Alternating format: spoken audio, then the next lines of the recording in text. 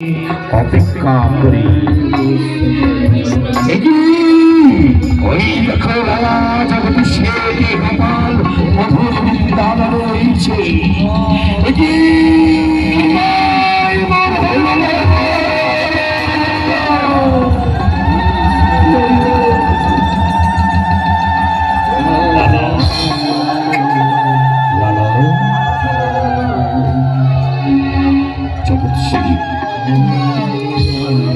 আজ তোমাদের ভক্তি দেখে আমি মনে বড় সন্তুষ্ট হয়েছি।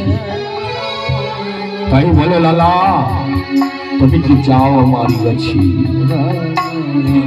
গোপাল, আমি সন্ন্যাসী গরণ হওয়ার আগে আমার কন্যা হতভাগী সরতি আমায় বলেছিল, যেদিন জীবন থেকে প্রাণ পাখি উড়ে যাবে, এবার থেকে ভগবান এবার হবে, তুমি যেন নিজের হাতে তৈরি করে তাকে পার করে দাও। আমি কিচ্ছু চাই না গোবিন্দ, শুধু তোমার রাঙা চরণে থাকতে চাও।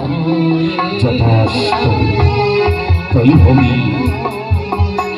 আজ হইতে ধরে লালার জগতে সে ইতিহাসের পাতায় লেখা রইবে তোমাদের জীবনে কাহিনী।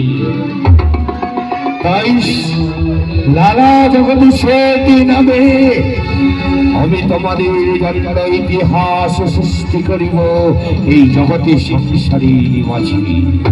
তাই সকলে আজ ছুটে যায় গোপালের চরণে পুষ্পাঞ্জলি দেবার জন্য।